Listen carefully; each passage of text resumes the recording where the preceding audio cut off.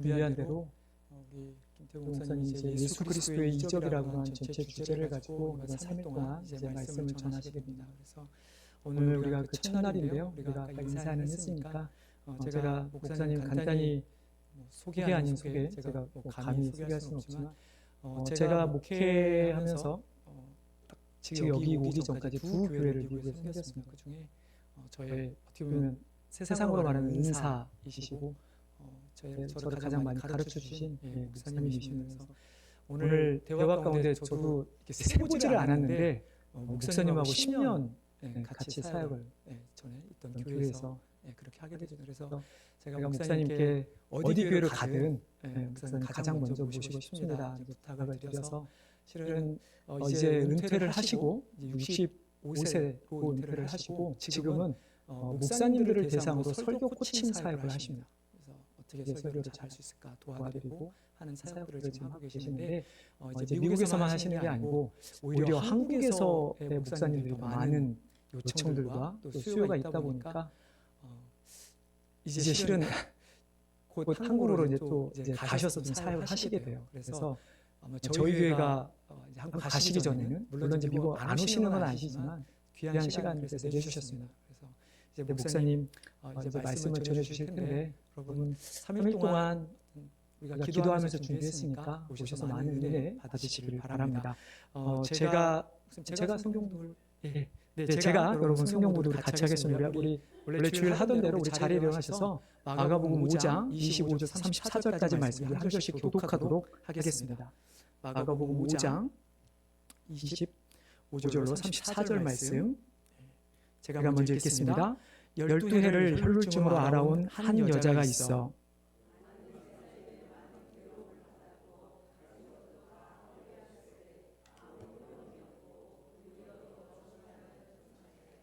예수의 소문을 듣고 무리 가운데 끼어 뒤로 와서 그의 옷에 손을 대니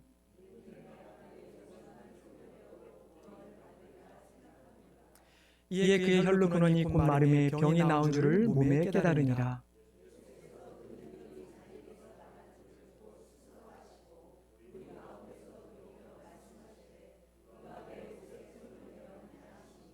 제자들이 여쭤오되 무리가 에워싸워 믿는 것을 보시며 누가 내게 손을 대었느냐 물으시나이까 하되 여자가 자기에게 이루어진 일을 알고 두려워하며 떨며 와서 그 앞에 엎드려 모든 사실을 여쭈니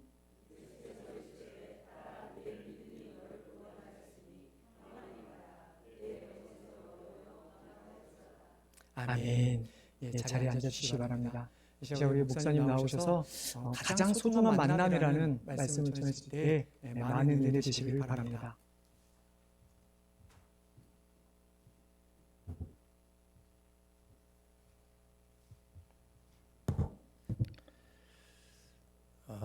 반갑습니다, 여러분. 저는 우리 교회 초면이 아니에요. 사실은 제가 기록을 보니까 필라델피아에서 목회를 할 때 이미 2번을 왔었네요. 한 번은 세 분의 집사님들 임직하실 때 왔었고 한 8년 전에 되는 것 같아요. 그리고 또 그 다음에 한두 대 뒤에 여기서 이 지역의 연합 집회를 할 때 그때 한 번 또 금토일 이렇게 와서 집회를 했던 적이 있고 한 번 또 왔던 것 같은데 언제인지 잘 모르겠습니다. 기록이 안 남아있네. 노회일로 아마 또 왔던 것 같기도 하고 그래서 제가 사람을 잘 이렇게 기억을 못하는 이 부족함이 있어서 목회도 잘 못한 사람인데 그래도 이렇게 제 눈에 익숙한 분들이 계십니다. 그래서 아마 그때부터 뵀던 분들 아닐까 이런 생각이 듭니다. 반갑습니다. 또 찾아뵙게 돼서 반갑고 우리 김정환 목사님 잠깐 언급하셨지만 저하고 가장 오랫동안 동역을 했던 우리 동역자였습니다. 일부러 뭐 이렇게 목사님을 제가 띄우려고 하는 말은 아니고 정말 저하고 같이 목회를 할 때 서로 마음을 잘 나누면서 마음 통한 그런 목회자셔서 여러분의 교회에 3년 전에 청빙 받아셨을 때 저도 그 중에 추천서를 썼던 사람이에요. 그러니까 김 목사님이 여기 오시게 된 그 배경에 저도 공로가 있다면 공로가, 목사님 만약 잘못하신다면 그 과오는 또 저한테 있다고 볼 수 있는데 잘못하실 리가 없어요. 지금이라도 사실 같이 목회하면 좋겠다라고 생각되는 분이니까 말이죠. 그래서 참 우리 목사님과 사모님 또 애들 셋 너무나 귀한 동역을 했고 같이 교제를 하면서 서로에게 큰 힘이 됐고 격려가 됐던 그런 사이였습니다. 목사님 여기 오셔서 이렇게 목회하시는 담임 목회하시는데 저를 또 불러주셔서 이렇게 보게 돼서 너무 영광스럽고 감사하고, 한편은 좀 마음이 짠하기도 해요. 왜냐하면 제일 어려울 때 여기 부임하시지 않나 생각해요. 여러분들도 힘드셨겠지만 저는 2019년 말까지 필라델피아 임마누엘 교회에서 마감하고 또 제 사역도 있고 그래서 캘리포니아로 이사 갔는데 그 바로 다음 달부터 팬데믹이 시작됐거든요. 2020년 3월부터. 목사님이 2020년 가을에 여기 부임하셨을 거예요. 팬데믹이 제일 기승을 부릴 때 아마 성도님들도 말할 수 없이 힘드셨겠지만 목사님들도 다 많이 힘들었습니다. 전 지금 소개받은 대로 설교 코칭과 또 교회 목회 코칭 하고 있는데 그때 제일 많이 받았던 질문이 목사님 이럴 때 어떻게 목회해야 합니까? 이런 질문이었는데 그야말로 뭐 알아도 답이 아니었겠지만 진짜 몰랐습니다. 한 번도 저도 경험해 본 적이 없어서. 그래서 그냥 제일 하기 쉬운 말이 있잖아요. 기도 많이 하세요. 제 후임 목사님은 저를 보고 참 제때 잘 도망가셨습니다. 그렇게 일하셨으니까 말이죠. 오죽하면 너무 힘들다고. 오자마자 신방을 해야 되는데 락다운이 돼서 교인들은 하나도 모르지. 화면만 보고 설교해야 되지. 얼마나 고생을 하는지 몰라요. 그런 때 이제 오셨으니까 그렇게 어려울 때 만난 분들이 또 깊은 정이 들고 또 함께 갈 수 있는 근거가 있겠죠. 그래서 목사님과 함께 힘있게 즐겁게, 우리가 요즘에 많이 하는 말이 있습니다. 복음으로 사는 사람의 두 유가 있어요.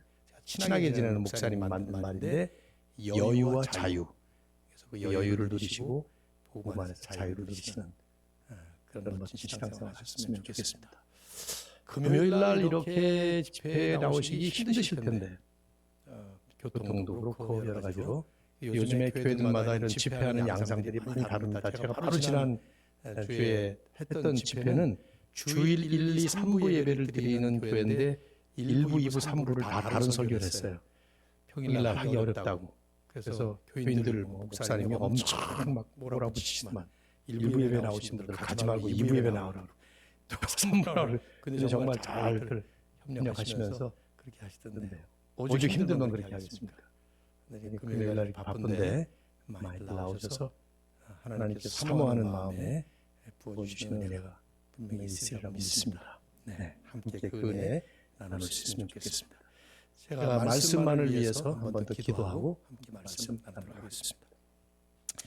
하나님 참 고맙습니다. 우리가 주 안에서 참 은혜를 누릴 뿐만 아니라 주 안에서 살아갈 수 있는 복음의 은혜를 주셔서 이 땅에 사는 동안에 세상의 어려움 때문에 외롭거나 괴로움을 넘어서는 이 복음의 은혜와 능력이 우리 가운데 있음을 감사드리고 또 그런 복음의 주인이신 우리 하나님을 높이 찬양합니다.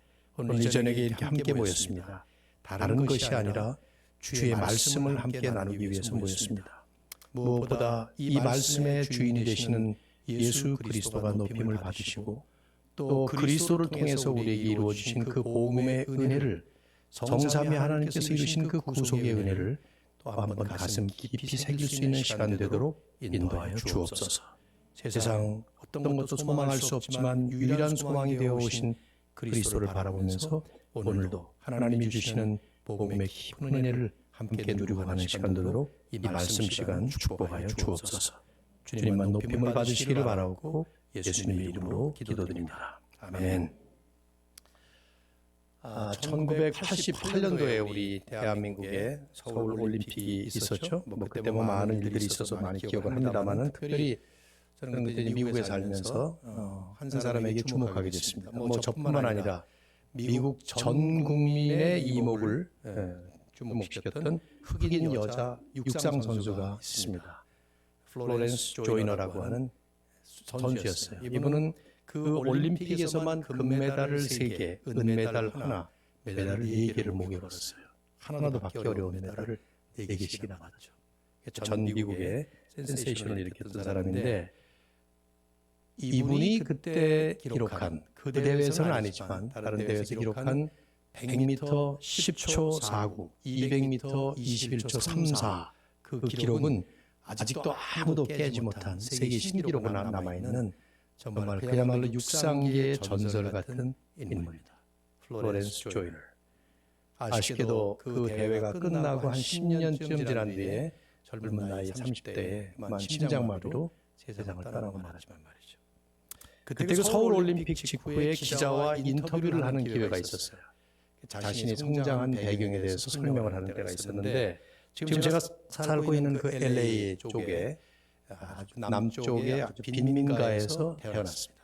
정말 극빈층 중에서도 최극빈층으로 태어나서 겨우겨우 정부 보조로 살아가던 그런 어려운 시절을 성장 과정에서 보냈어요.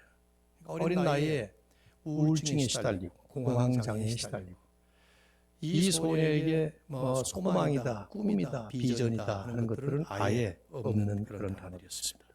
그러던 어느 날 그가 다니던 한 초등학교에 한 사람이 방문을 했습니다. 그 당시에 흑인 권투 선수로 5개 체급에서 세계 챔피언이 된 슈거레이 레너드라고 하는 권투 선수죠. 아마 제 나이 이상 되시는 어르신들은 다들 아마 아실 것 같아요. 흑인들의 영웅이죠. 학교에 찾아오는 사람들이, 학생들이, 선생들이 막 모여들어서 환호하면서 사인을 받으려고 그러는데 가만히 보니까 저 구석에 어떤 조만한 아이가 쪼그리고 혼자 앉아 있는 거예요. 마음이 따뜻한 레너드가 찾아가서 말을 걸기 시작했습니다. 이름이 뭐냐? 대답이 안 해요. 어디 사니? 몇 학년이니? 대답을 안 합니다. 쳐다도 안 보고. 그러다가 넌 뭘 좋아하니? What do you do best? 넌 뭘 잘하니? What do you do best? 하고 질문을 했더니 갑자기 눈이 밝아지면서 I run fast. 나는 잘 뜁니다. 달리기를 잘합니다. 하고 대답을 하는 거예요. 그래서 그 아이에게 그래?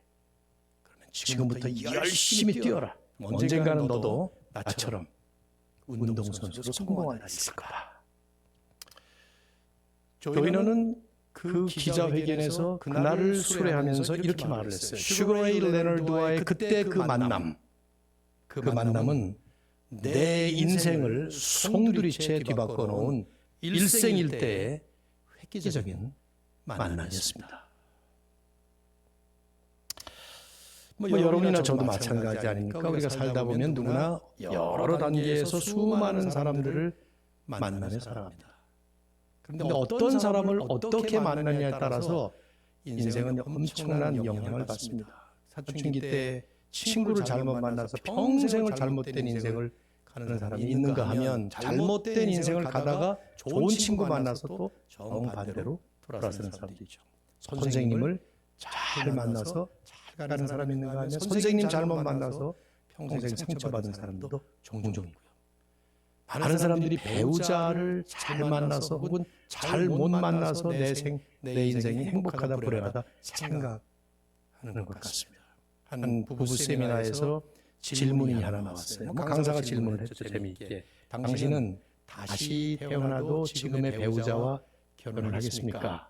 그랬더니 한 사람이 답을 썼답니다. 내가 고립이었냐? 이렇게 썼대요. 그 사람은 보나마나 그 배우자를 만났기 때문에 내 인생이 이렇게 잘못됐다라고 생각하고 있을 거예요. 부모님을 잘 만났다, 잘못 만났다. 이런 동역자를 잘 만났다, 목사님을 잘못 만났다, 잘 만났다. 수없는 만남을 통해서 우리의 인생은 계속 진행됩니다. 어찌 보면 우리가 인생을 살아가면서 수도 없이 경험한 만남의 경험, 이것만큼 중요한 게 또 있을까 하는 생각이 듭니다. 근데 여러분이나 제가 애용하는 성경은 사실은 하나님과 우리의 만남의 스토리예요. 하나님은 어떻게 죄인인 인간을 찾아오셔서 복을 주시고 은혜를 베푸시는가 하는 스토리입니다. 때로는 장황한 설명으로 설명하기도 하지만 서신서처럼 예언서처럼 많은 성경이 가장 많은 성경의 장르가 스토리예요. 아주 간단한 에피소드를 적은 스토리를 통해서 그 얘기를 합니다. 오늘 이 본문도 마찬가지예요. 제가 3일 동안 이제 말씀을 나누게 될 그리스도의 이적도 마찬가지입니다. 이 본문을 보면 얼른 보면 불치병으로 고통을 받던 한 여인이 병을 치유받는 얘기 같이 보여지지만 그건 소재에 불과하고 주제는 예수님께서 어떻게 이 여인을 만나주시는가, 하나님께서 어떻게 예수 그리스도를 통해서 이 불쌍한 여인을 찾아오시고 만나주시는가 하는 만남의 스토리다. 이걸 우리에게 만일에 적용을 한다면 하나님은 나를 어떻게 만나주시나, 이 자리에 혹시 예수님을 모르는 분이 혹시 있다고 하면은 이런 자리에 온 것이 하나님이 당신을 만나기 위해서 이런 시간을 마련했다고 볼 수 있어요. 이미 만나신 분이라면 계속해서 우리와 함께 하시는 그분에 대한 스토리를 이 여인의 스토리로 지금 투영해 주고 있는 것이죠. 저는 말씀을 강의하는 스타일로 설교를 하기 때문에 본문을 여러분이 보셔야 될 텐데 아마 여기 제가 보낸 자막 처리돼서 성구가 띄우게 하겠습니다만 여러분 성경 보셔도 괜찮아요. 25절부터 쭉 나오는 얘기. 한번 25절과 26절 제가 읽겠습니다. 12해를 혈루증으로 알아온 한 여자가 있어 많은 의사에게 많은 괴로움을 받았고 가진 것도 다 허비하였으되 아무 효험이 없고 도리어 더 중하여 졌던 차에. 짧은 두 절이에요. 그런데 이 스토리가 나오는 마태와 누가에는 그다지 강조되지 않은 내용이 이 마가는 두 절이지만 아주 강조가 되어 있습니다. 여인의 어려운 상황이죠. 우선 혈루증을 앓고 있었다 하는 얘기는 흔한 식으로 얘기를 한다면 피를 흘리는 부인병이죠. 원인도 모르고 치료 방법은 더구나 알 수 없는 일종의 만성 불치병이었습니다. 병보다 중요한 것은 유대법상 이런 사람들, 이런 병에 걸린 사람들은 부정한 사람, 깨끗이 못한 unclean person으로 취급이 되었기 때문에 누구와도 접촉이 불가능했어요. 이 사람이 만지면 그 사람이 더러워진다고 취급됐기 때문에. 그러니까 찾아오는 사람도 없고 이 사람이 가까이 할 사람도 없는 상황이에요. 여러분 병도 괴로운 것이지만 사실은 그 병에 걸렸을 때 위로한 사람이 곁에 있기만 해도 또 내가 찾아갈 사람이 있기만 해도 힘이 나는 법이죠. 근데 내가 찾아갈 사람이 없어요. 오히려 가면 멀어집니다. 그런 상황이라면 얼마나 힘들었겠습니까? 그런 상황이 무려 12년 동안 계속됐던 겁니다. 만일에 코로나에 걸렸는데 여러분 코로나에 걸려보셨나요? 저도 걸렸어요. 아내하고 다행히도 둘이 같이 걸렸어요. 한 사람만 걸렸으면 좀 곤란할 뻔했는데 제 친구 목사 한 사람은 목사님이 걸렸대요. 그래서 사모님이 걸리자마자 방으로 막 집어넣는데 자기 그 사람 표현이 그래. 집어쳐놓더니 그다음부터 밥을 이제 문 빼끔 열고 밥을 이렇게 주는데 2주 만에 이제 나왔답니다. 다 치유돼서. 그래서 하마터면 이혼할 뻔했대. 너무 섭섭하더래. 아니 내가 걸렸으면 자기도 걸려야 될 거 아니냐고 한 몸인데. 그런데 절대 상종을 하지 않는 뭐 그런 식으로 막 그랬다는 거예요. 생각해 보세요. 12해 동안 이 여인이 그렇게 고립되었다. 가족들도 친구들도 접촉할 수 없는 견딜 수 있었을까? 많은 의사에게 많은 괴로움을 받았다. 무슨 말일까요? 의사는 다 찾아가 본 거예요. 치료는 다 시도해 본 것입니다. 그런데 그때마다 오히려 실망만 안고 돌아온 것이죠. 제 처제는 32살에 말기 유방암에 걸려서 41살 9년 투병하다 세상을 떠났습니다. 근데 그때 이제 저희 장인 장모님은 이미 그보다 훨씬 앞서서 딸 넷을 낳고 낳았던 아들을 군대에서 잃었기 때문에 또 자식을 잃는구나 하는 것 때문에 뭐 없는 거 없이 다 약이란 약은 다 구해서 먹이고 치료받고 그러려고 애를 썼어요. 근데 그때마다 기대를 걸고 갔는데 그 기대를 무너뜨리는 소망을 가졌었는데 그 소망을 절망으로 떨어질 때마다 가졌던 그 아픔 12년 동안 계속 지속된 것이죠. 그래서 가진 것도 다 허비하였고 병세는 점점 더 중하여지고 아무 효험이 없고 도리어 더 중하여졌더라. 마태와 마가는 별로 강조하지 않아요. 자세히 읽어보시면. 그런데 마가는 짧은 두 절 속에 오히려 짧기 때문에 함축적으로 무겁게 강조하고 있어요. 뭘요? 희망을 완전히 상실해버린 절망의 나락에 떨어진 한 인생의 모습을 그려주고 있는 것이죠. 하지만 성경은 이런 현실이 이 여인에게만 국한되었거나 이 여인에게만 특별히 이렇게 일어났다라고 말하는 것이 아니라 오히려 이 글을 읽고 있는 우리에게 질문하고 있는 거죠. 내 인생은 다를까? 나에게는 이런 절망적인 부분이 없을까? 한번 묻고 있는 겁니다. 여러분의 인생은 다릅니까? 크리스찬은 다르지 않을까? 이론적으로 달라야 하죠.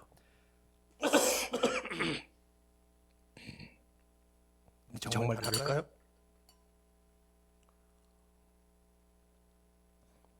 이래서 저녁을 잘 먹으면 안 되는데 오늘 저녁에 어떤 집사님께서 정말 저녁을 잘 대접해 주셔서 제가 너무 잘 먹고 나니까 우리 인생은 과연 이 여인의 인생과 다를까? 종류는 다르겠죠. 패턴은 다를 겁니다. 이렇게 병을 안 걸려본 사람이 있을 테니까 병 문제가 아닐 수도 있겠지만 돈 문제, 자식 문제, 부부 문제, 인간관계 문제, 직장 문제, 사업의 문제, 자녀의 문제, 교인과 교인 간의 관계 문제, 별의별 문제가 가득한 세상에 살아가면서 우리 인생은 과연 여인과 다를까 생각해보게 만드는 그런 모습이죠.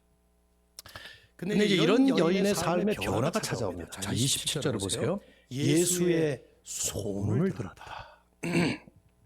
무슨 소문을 들었을까요, 여러분? 마가복음 1장부터 여기까지 오는 동안에 예수님은 수많은 병자들을 치유하십니다. 나병 환자, 중풍병자, 숨마른 자, 심지어 바다를 잔잔케 하시고 이 바로 앞에 보면은 군대 귀신 사람의 그 귀신을 쫓아내버려요. 한 사람 안에 귀신이 군대처럼 들어가 있었던 거죠. 근데 쫓아버립니다. 그러자 그 사람이 치유받고 나서 그 5장 20절에 보면은 돌아다니면서 예수님에 대한 소문을 퍼뜨립니다. 그 소문을 듣고 회당장, 유대인의 회당 장급에 해당하는 사람이 자기 딸 고쳐달라고 예수님께 찾아와서 예수님을 모시고 집으로 가던 도중에 이 여인이 지금 찾아온 거예요. 어떻게 해요? 소문 듣고 보시죠. 모든 병을 고친다는 예수라는 분이 있다는데 그분이 지나간다더라 생각하는 거죠. 나도 그분께 나아가면 내 병도 나을 수 있겠구나. 12년 동안 전혀 차도가 없이 점점 더 악화되었지만 from bad to worse 점점 나빠졌지만 이분에게 나아가면 나도 나을 수 있겠다 하는 소망을 가지고 찾아온 것이죠. 그런 군중들 틈을 비집고 뒤로 몰래 가서 옷자락에 손을 댄 거예요. 27절 하반절을 보세요. 무리 가운데 끼어 뒤로 와서 그의 옷에 손을 대니 왜 군중들 틈을 비집고 뒤에 와서 옷에다 손을 댔을까? 혈루증 때문에 부정한 사람으로 취급되니까 앞에 나서서 이렇게 할 수는 없었을 거예요. 근데 그보다 마가는 훨씬 더 깊은 내면의 이유를 28절에 적고 있습니다. 뭐라고 쓰죠? 이는 내가 그의 옷에만 손을 대어도 구원을 받으리라 생각함이라. 마가의 해설이에요. 여인의 마음을 누가 읽을 수 있겠어요? 성령의 감동으로 마가가 쓰면서 해설하는 것이죠. 이분 옷에만 손을 대어도 나을 것이다. 믿은 것입니다. 어떻게 이런 믿음이 이 여인에게 생겼을까 하는 것을 우리는 모릅니다. 마가는 설명을 하고 있지 않기 때문에. 다만 잠시 후에 이제 예수님께서 내 믿음이 너를 구원하였다 이렇게 말씀을 하는 걸로 봐서 분명히 이건 여인의 믿음이었어요. 즉 마가는 긴 설명 없이 거두절미하고 여인의 단순하지만 아주 뚜렷하고 분명한 믿음을 보여주는 거죠. 그게 뭡니까? 절망적인 내 인생의 유일한 소망은 오직 이분뿐이다. 내 인생은 이제 완전히 망했다. 나는 완전히 무너졌다. 소망이 없다. 하지만 이분은 내가 만지기만 해도 나를 낫게 하실 수 있는 나의 유일한 소망이다. 그 믿음이에요. 얼마나 심플합니까? 나는 망했지만 내 인생은 소망이 없지만 이분만이 유일한 소망이다 하고 믿는 이 믿음. 여러분 우리의 믿음을 돌아보게 만드는 그런 모습 아닙니까? 복잡한 것 없이 아주 단순해요. 심플. 근데 아주 클리어해요. 분명해요. 그래서 손을 뻗어서 옷자락에 손을 댄 것이죠. 저처럼 이렇게 설명을 하지 아니하고 마가는 스토리로 전개를 하면서 아주 그 드라마틱한 박진감 있는 얘기를 여기다 적고 있어요. 29절을 보십시오. 이에 손을 대자마자 그의 혈루 근원이 곧 마름에 나은 줄을 몸에 깨달으니라. 마태와 누가도 이 사실을 적고 있지만 계속 말씀드리지만 마가는 이런 다른 기자들과는 달리 이 순간을 아주 드라마틱하게 여인의 입장에서 이것을 지금 표현해주고 있는 거예요. 그의 혈루 근원이 뿌리채 즉시 곧 immediately 말라버렸어요. 그리고 병이 나은 줄을 몸에 깨달은 것입니다. 옷에다가 손을 대자마자 몸에 흐르고 있던 피가 멈춘 것입니다. 통증이 사라져버린 거예요. 아픈 그 통증들이 싹 멎어버린 거예요. 병이 씻은 듯이 나은 것이죠. 여러분 뭐 코로나를 알아서도 그렇고 독감 같은 거 혹시 열이 펄펄 끓다가 막 39도 49도까지 오르다가 싹 열이 내릴 때 있잖아요. 마치 그런 느낌을 지금 마가는 표현해 준 것이죠. 여기 나오진 않지만 이 여인은 내 병이 진짜 나구나 이걸 느낀 거예요. 깨달은 것이죠. 중요한 것은 이제 그 다음에 주님이 조치하시는 모습이에요. 30절. 예수께서 그 능력이 자기에게서 나간 줄을 곧 스스로 아시고 굉장히 이것이 아주 vivid expression 그러니까 눈에 보이듯이 이렇게 그리고 있는 것이죠. 몸에서 능력이 샥 나가는 것처럼 그걸 스스로 깨달으시고 무리를 향해서 돌이켜서 말씀하십니다. 질문하시는 거예요. 누가 내 옷에 손을 대었느냐 질문하셨어요. 여러분 이거 상당히 의미심장한 질문이에요. 왜냐하면 우선 율법의 규정에 의하면 말씀드린 대로 부정한 여인이 예수님의 옷에 손을 댔기 때문에 예수님이 더러워지신 겁니다. 율법적으로 볼 때 예수님이 부정한 자가 돼버린 거예요. 여인 때문에. 또 하나는 예수님이 질문하셨다는 점이 중요한 부분이에요. 불치병을 즉각적으로 완전하게 치유하실 수 있는 전능하신 분이라면 전지하시지 않았겠냐 이거죠. 누가 만졌는지 그거 하나 모르겠어요? 얼마든지 아셨겠죠? 근데 왜 이런 질문하세요? 근데 자세히 보시면 성경에 하나님이 이런 것 가끔씩 하십니다. 죄를 짓고 나서 아담과 하와가 숲에 몰래 숨었을 때 하나님이 첫 번째로 하셨던 말씀이 이 질문이에요. 아담아, 내가 어디 있느냐? 퀴즈.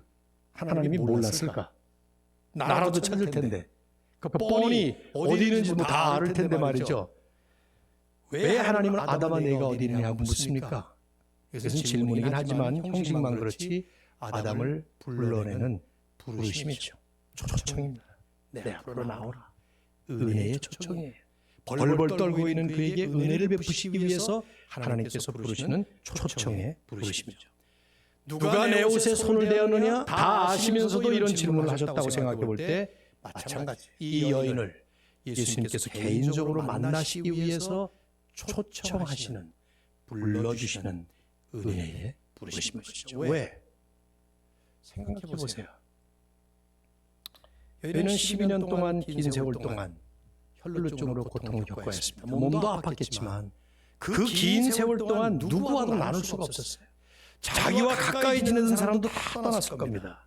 다른 사람들, 자기가 속해 있었던 커뮤니티로부터 완전히 소외된 채 혼자서 외롭게 괴로움을 겪어야 했다.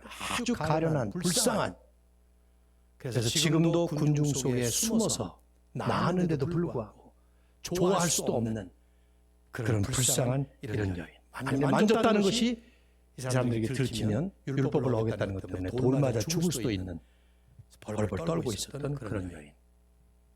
근데 예수님은 바로 그런 여인을 지금 만나기 위해서 불러주고 계시는 것이죠. 왜요? 주님이 그런 자비로우신 분이라는 것도 있지만 병고침이 전부가 아니라 예수님을 개인적으로 만나는 것이 가장 소중한 일이었기 때문에 주님은 지금 부르고 계시는 거예요. 여러분과 제가 인생을 살다 보면 어떤 특정한 문제가 해결되면 마치 우리 인생의 문제가 해결된 것 같은 착각에 빠져요. 돈 문제 때문에 괴롭다가 돈 문제 해결되면 뭐 인생이 다 완전히 풀린 것 같은 그런 생각이 들죠. 그러니까 그렇던가요? 안 그래요? 다른 문제 또 생깁니다. 제가 지금 캘리포니아에 살고 있는데 가끔씩 태평양에 나가서 바다 구경도 하고 그래요. 여기 대서양에 나가서 한번 보십시오. 어떻습니까? 파도 하나 치고 나면 또 옵니다. 그 작은 거 지나면 큰 거 오고 큰 거 지나면 작은 거 계속 옵니다. 파도는 바람 없는 날도 와요. 언제나. 그거 볼 때마다 이거 우리가 사는 인생 문제 같지 않아요? 문제 뒤에 또 하나의 문제 계속 문제가 옵니다. 우리 인생은 늘 들으시는 말씀이겠지만 그리스도를 만날 때에 비로소 해결이 되는 줄로 믿습니다. 문제는 쉽게 해결되지 않아요. 근본 문제가 해결되는 것은 주님 만나야 해결됩니다. 주님은 그걸 아시는 분이죠. 그래서 이 여인의 병 치유가 전부가 아니고 주님을 만나는 것을 이 여인에게 지금 제공해 주시는 거예요. 자, 근데 어떻게 하시나 보십시오. 32절 여러분이 한번 읽어 주시겠어요? 시작. 우리말 성경에는 이렇게 나오지만 우리말에는 사실은 외국어들, 헬라어, 심지어 영어 이런 것들을 비교해 보면 문법적인 아주 독특한 세련된 부분이 우리는 없어요. 그래서 한국말이 쉽기도 하지만 또 이런 면에서 좀 아쉽죠. 둘러보시니 하는 이 말을 헬라어 원어에 보면은 진행형으로 나옵니다. 그래서 영어로 잘 번역했잖아요. Jesus kept looking around. 어떻게 번역의 원칙이죠? 예수께서 계속 둘러보셨다. 우리 눈에 지금 예수님의 모습이 보이는 거예요. 마가가 이 예수님의 모습에 주목하는 거죠. 여인을 찾기 위해서 계속 둘러보는 겁니다. 계속 보고 또 보고 그러면서 찾는 거예요.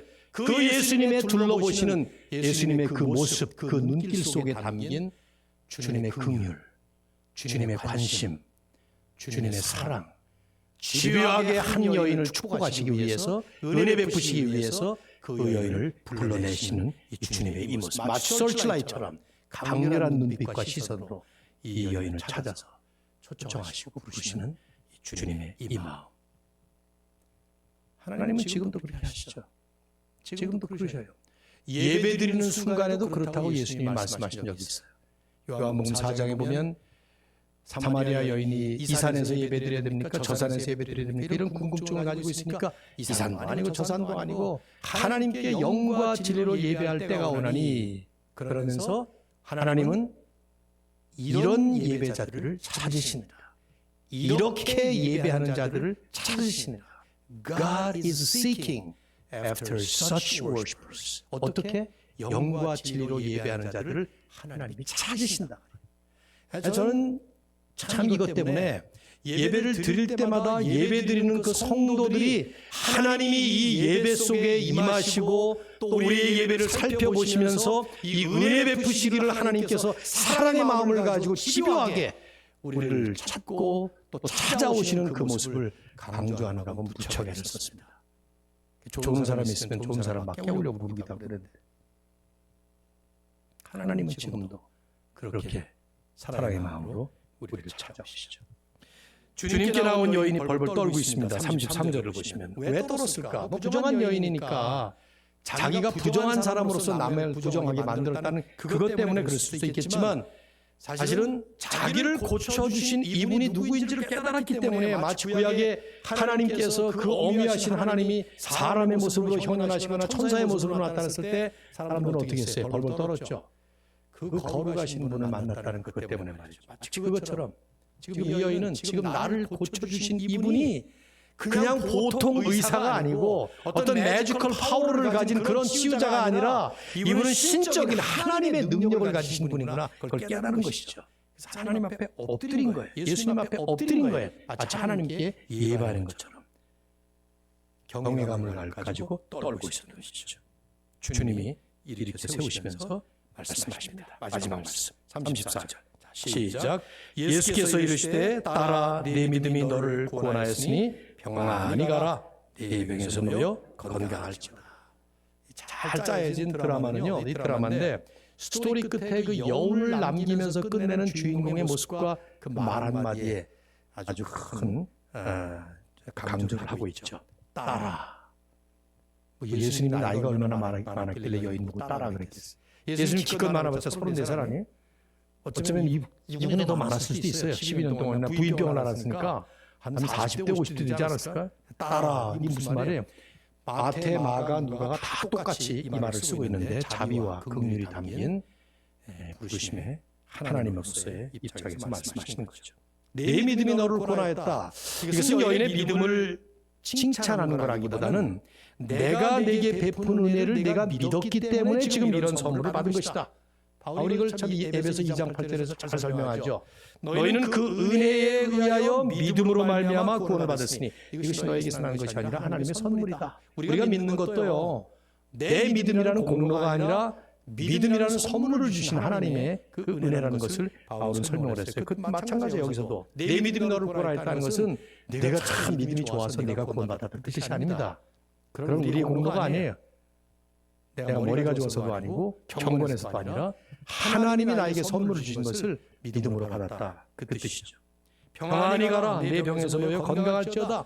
병 치유로 끝난 것이 아니라 하나님의 평안이라고 하는 궁극적인 그 은혜의 선물을 주시는 선포를 주님이 마지막으로 내려주신 거죠.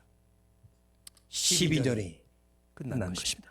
12라고 하는 숫자는 유대 문화에서 충만을 뜻합니다. 꽉 찼다는 것 때문에 fullness. 꽉 찼던 12년의 그 절망적 상황이 끝이 난 거예요. 그리고 새로운 소망의 인생이 쫙 펼쳐졌다는 것을 시사하고 있는 것이죠. 어떻게 해요? 예수님을 만났기 때문에. 사실 제가 짧게 설교하라고 그러면 여기까지 하면 돼요. 피곤하시면 제가 끝내도 됩니다. 왜냐하면 이게 성경의 스토리의 끝이니까. 여러분이 각자 삶에 적용하시면 되는 거죠. 어떻게 내려갈까요? 그만하고 뭔가 할 얘기가 좀 남아있는 것 같지 않아요? 그죠? 그럴 수밖에 없는 게 성경을 읽다 보면 이 마가복음인데 내가복음으로 만들 때가 많아요. 자기 중심적으로 자기가 이걸 한 그런 거죠. 2000년 전에 일어났던 이 한 에피소드, 나에게 무슨 관계가 있을까? 여러분에게 무슨 관계가 있을까요? 어쩌면 지금 이 자리에 이 여인처럼 어떤 만성 불치병 때문에 고통당하는 사람이 있다면 아마 그런 생각하기 쉽습니다. 나도 이 여인처럼 주님께 나아가서 옷자락만 잡는 믿음을 가지고 병치유를 받아야 되겠다. 이런 생각을 할 수 있습니다. 할 수 있죠. 그리고 분명히 말씀드리지만 전능하신 하나님은 혈루증 정도가 아니라 어떤 병이라 하더라도 지금 이 순간에 단번에 완벽하게 모든 병을 치유하실 수 있습니다. 분명히 아멘 하실 거예요. 그러면 그렇죠. 그럴 줄 알았어요. 저도 성도님들 다 그렇게 되기를 원해요. 저도 목회하면서 36년 목회했는데 성도님들 가운데 병을 가질 때, 뭐 감기 정도야 아무것도 아니지만 어려운 병 얼마나 많습니까? 그럴 때마다 하나님 저에도 좀 치유의 은사가 있어서 한 번 안수하면 막 낫고 기도하면 낫고 얼마나 좋겠어요. 한 번이 아니라 그냥 그럴 때마다.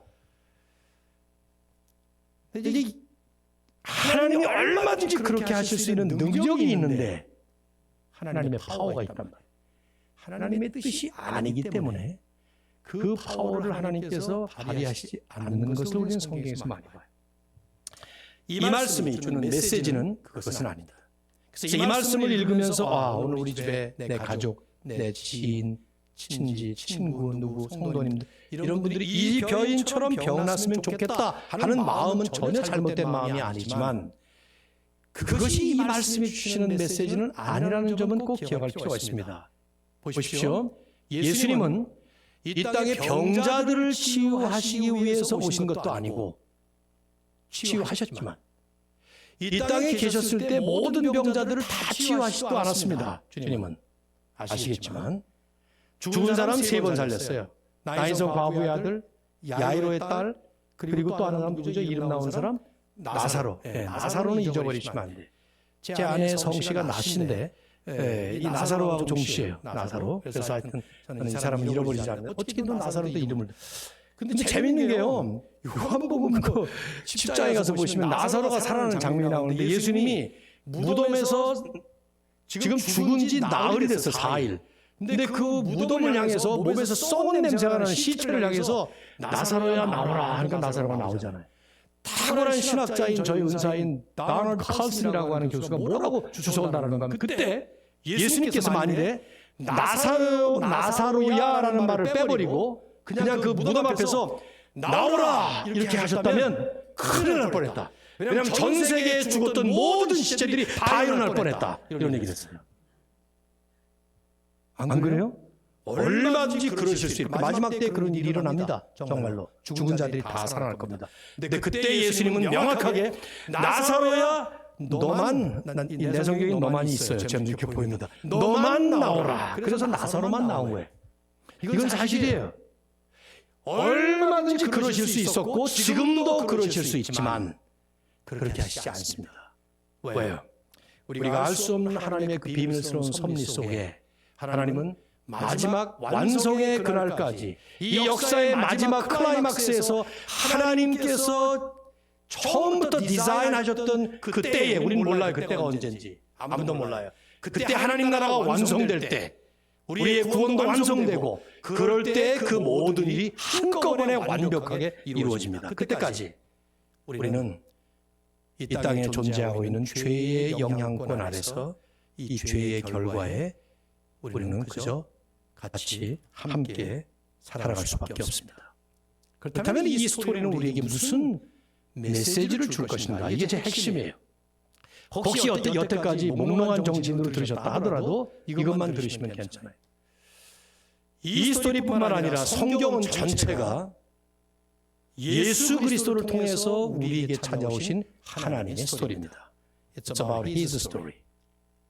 그래서 His story is His story 이라는 말도 누가 만들었잖아요.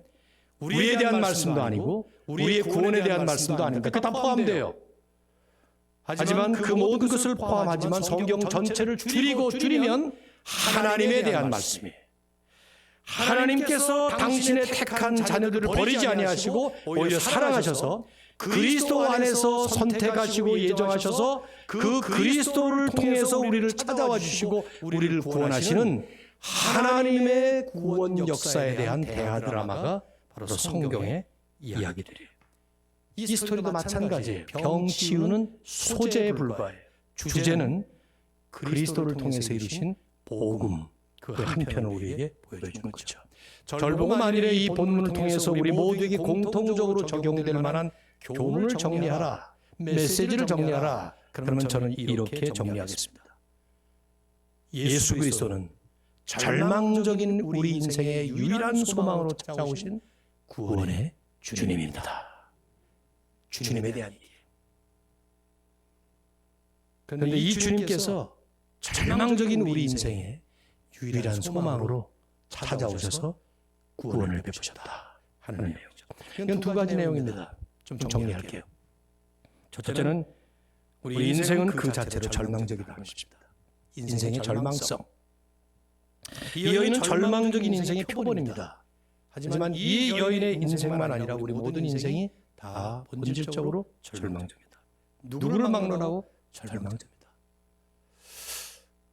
그렇기 때문에 우리는 드라마라든가 뭐 영화라든가 뭐 소설이나 뭐 이런 것들을 볼 때 거기에 등장하는 그 절망적인 스토리의 내용에 공감이 돼요. 거기에 눈물이 납니다. 가슴이 찡합니다. 제가 목회를 은퇴하기 전까지는 시리즈 드라마를 거의 안 봤어요. 그거 한번 보기 시작하면 빠지잖아요. 거기에. 그래서 뭐 사람들이 이런 드라마가 뭐 재밌다 그러는데도 일부러 안 봤어요. 그거보다 언제 보겠어요. 근데 이제 은퇴를 하고 나니까 시간도 좀 난데다가 게다가 또 어디 갈 데가 없는 팬데믹이 터지는 바람에 제가 제일 많이 2020년도에 했던 것이 뭐냐면 하나는 트로트 보는 거하고 트로트라는 노래를 옛날에는 들어보질 않았는데 와 트로트가 그 장로님 괜찮대요. 보니까 괜찮더라고. 첫 번째 트로트 그 정동원이 보릿고개라는 노래를 부를 때 내가 찬송가를 불러도 잘 안 우는데 그 노래 부르는데 울었잖아요 제가. 아야 뛰지 마라 배 꺼질라 그러는데 와 저게 옛날 우리가 살던 그 시대 그 젊은이들은 잘 공감이 안 될지 모르지만 우리 때는 그게 왜냐면 밥을 먹었는데 뛰면 배가 꺼지니까 야 밥 먹었는데 다음 끼니가 없는데 뛰지 마라 가만히 걸어라 배 꺼지니까 그런 노래거든. 눈물이 왈칵 쏟아지더라고. 트로트 은혜 받은. 두 번째가 드라마인데 드라마들을 봤는데 드라마가 왜 이렇게 울립니까? 근데 제가 봤어요. 제가 눈물을 흘리는 것마다 어떤 것들인가 하면 그 주인공 절망적인 스토리 나의 아저씨 뭐 이런 것들 야, 괜히 제가 지금 안 보시는 분들, 성경만 보시는 분들 지금 제가 망치는지 모르겠는데 아마 봤을 것 같다는 생각이.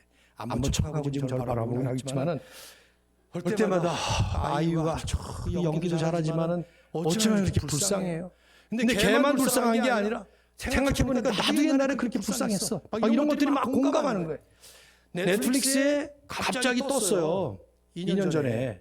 오징어 게임이라는 게 전 세계 인기 1위라 그러더라고. 이게 뭐야? 근데 한국 사람이 만들었다는 거예요. 그래서 제가 보기 시작했죠. 그걸 16편을 쫙 봤는데 아니 도대체 이런 드라마가 어떻게 전 세계 방영 1위가 될 수 있어요? 보셨나요? 어휴, 영이 확실히 좀 경건하구만. 이거 볼만한 영화가 못 되더라고.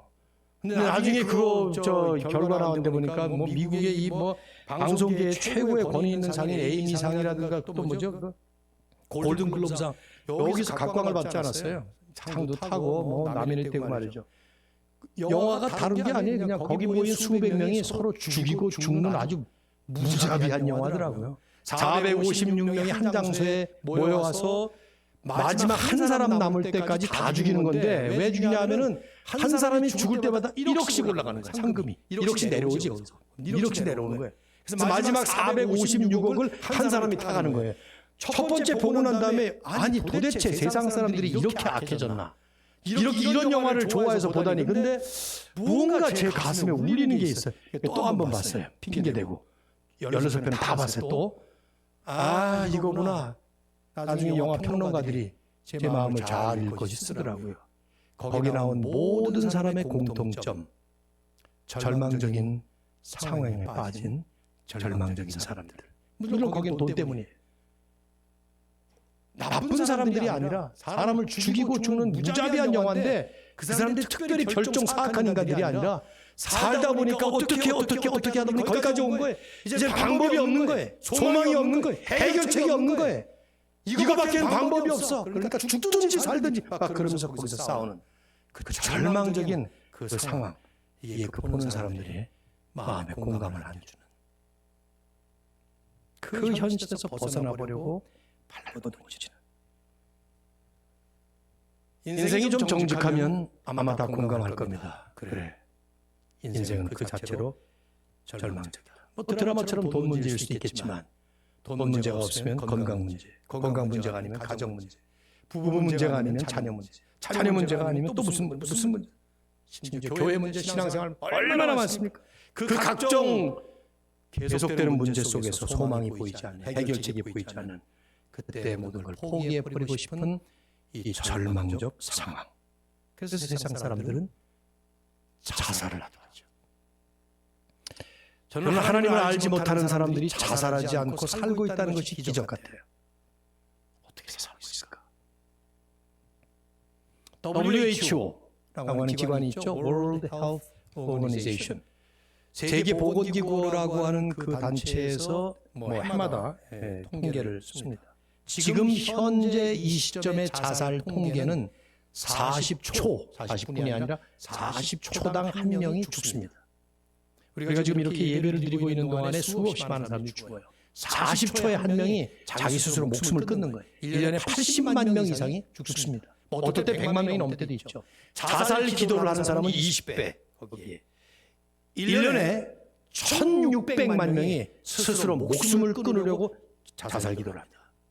왜요? 더 이상 소망이 안 보이거든. 대한민국이 그 중에 1위. 그 중에 젊은이들이 1위. 그렇게 잘 살고 있는데도. 이상한 사람들일까요? 아닙니다. 누구나 살다 보면 절망이라는 상황을 경험합니다. 그 절망에 빠질 때에 도대체 뭘 바라보고 뭘 붙잡을 수 있을까? 한번 생각해 보십시오. 여러분 지금까지 살아오시면서 절망적일 때 없었을까요? 인생은 그 본질이 절망적이에요. 생로병사, 태어나고 늙고 병들고 죽는다. 이건 불교의 모토가 아니에요. 인생의 현실이죠. 제가 불교를 믿지 않습니다만. 동양만 그렇지 않습니다. 서양도 마찬가지입니다. 노벨 문학상을 받았던 사무엘 베케트, 프랑스 소설가인데 이 사람은 소설의 주제가 똑같아요. 인간은 죽음을 기다리는 존재다. 그거 하나 가지고 소설을 썼어요. 근데 그게 그렇게 우리 마음을 심금을 울리는 폐부를 찌르는 정확한 현실을 지적했기 때문에 문학상을 탔죠. 저는 그래서 살면서 인생이 절망적이지 않다라고 주장을 하거나 인생의 절망성을 부인하거나 인식하지 못하고 사는 것 가장 어리석다고 저는 생각해요. 왜 인생이 절망적일까요? 뭐 여기서 긴 얘기를 할 건 없을 것 같아요. 세인들은 인정하지 않을 겁니다. 사람들은. 그러나 성경은 분명히 말씀하죠. 죄 때문이라고. 내 힘으로 해결할 수 없는 죄. 내가 죄를 안 짓는다 하더라도 수없이 많은 이 죄행들. 근데 뭐 나는 죄 안 짓습니까? 아니 죄를 안 짓는다고 합시다. 태어날 때부터 우리는 죄라고 하는 마치 선천성 불치병 같은 죄성을 가지고 태어납니다. 그래서 인생은 소망이 없어요. 그 자체로 절망적인 것입니다.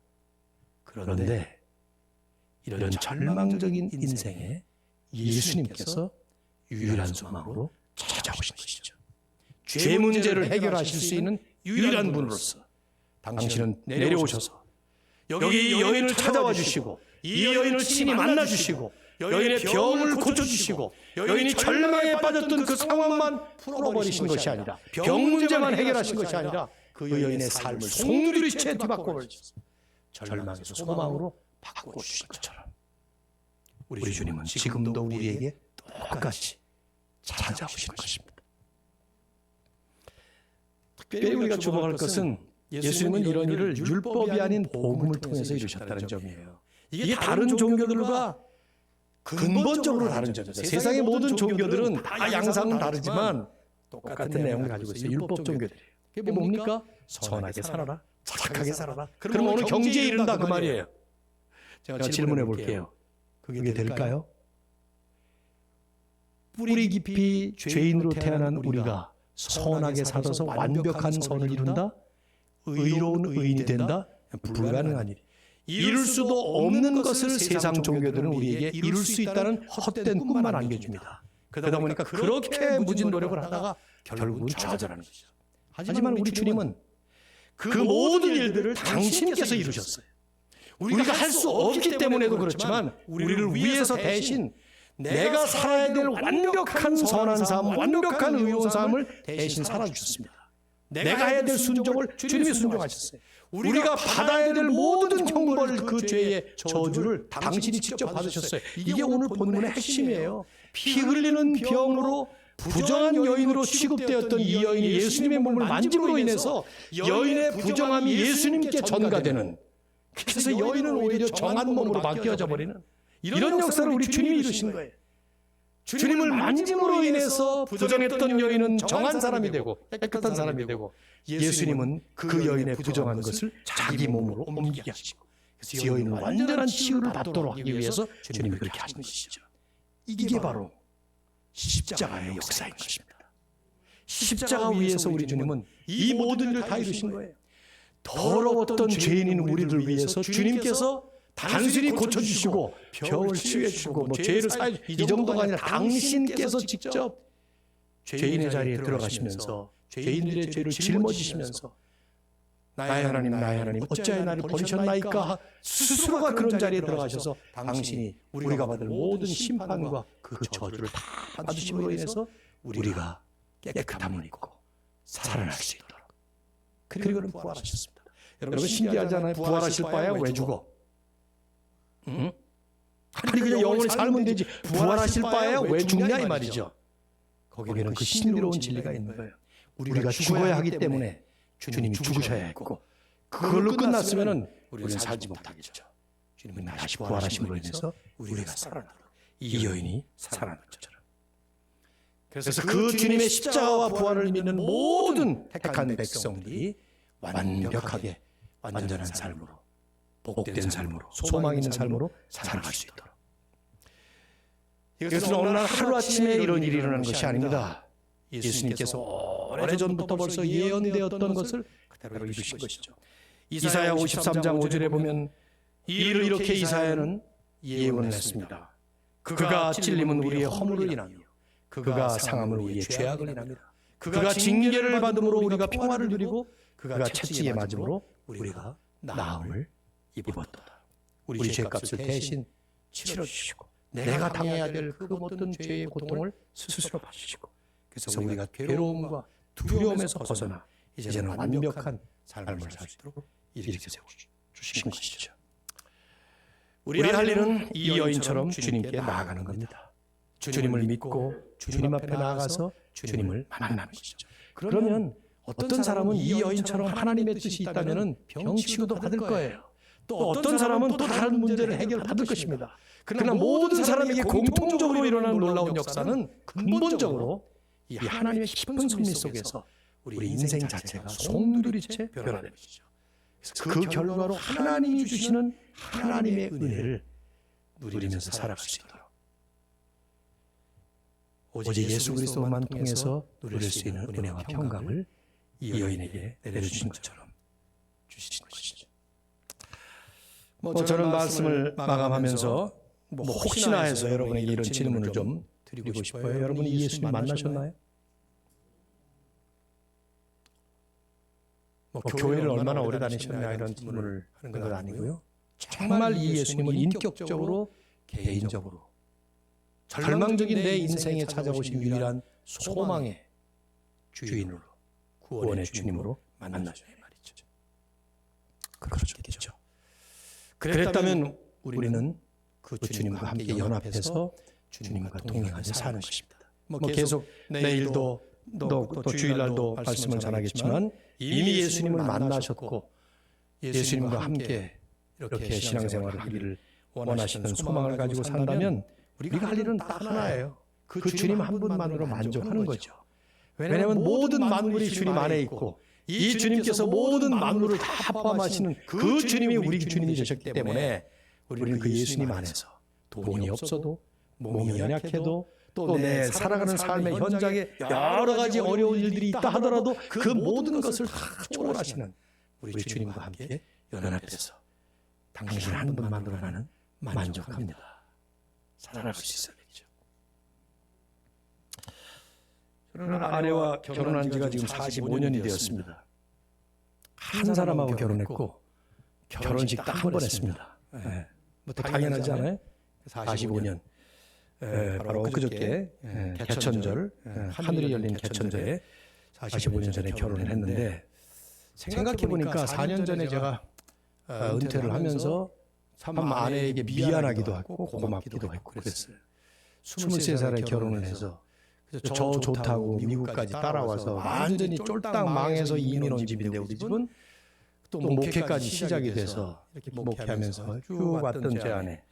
그래서 제가 뜬금없이 이런 질문을 했어요. 제 아내 보고. 지금까지 당신 나를 위해서 이렇게 헌신해주고 살아왔는데 은퇴하면 내가 뭘 해주면 좋겠냐고 물었죠. 남자분들 이런 질문 함부로 하시면 안 됩니다. 능력도 되지 않는데 날 보고 해줄 수 없는 걸 해달라 그러면 어떡할. 나도 근데 모르게 그런 말이 나온 거예요. 이게 무슨 계시도 아니고 말이죠. 잘 싶었어요. 말해놓고 나서 이거 큰일 났다 생각했는데 뜻밖에도 제 아내가 했던 말이 아니 그걸 몰라서 묻냐고 막 따지듯이 그러더니 나는 당신 한 분으로 여태까지 만족하면서 살아왔고 당신 한 사람이면 되는데 더 이상 필요한 게 뭐가 있겠냐고 이렇게 말을 하더라고요. 네. 그때 제가 그걸 느꼈어요. 우리가 예수님을 믿을 때 우리는 주님과 결혼을 합니다. 그래서 우리 신랑 대신 예수라는 말을 써요. 우리가 신부가 된 거죠. 근데 그 이후로 우리에게 필요한 것은 그분과 함께 하나가 돼서 사는 것입니다. 그리고 우리에게 마음 깊이 나와야 되는 고백은 나는 당신 한 분만으로 만족합니다. 당신 외에 더 필요한 것이 없습니다. 당신만 있으면 됩니다. 그래서 생각해보니까 8개월을 연애하고 결혼했는데 그 8개월 동안 한 번도 안 만난 적이 없었어요. 매일매일 만나서 뭘 했는지 기억이 하나도 안 나요, 저는. 왜냐하면 그 사람 만나는 게 전부였기 때문에. 밥을 이걸 먹어도 되고 뭐 순댓국을 먹어도 되고 곰탕을 먹어도 되고 무슨 뭘 먹어도 되고 그냥 그 만나는 그 자체.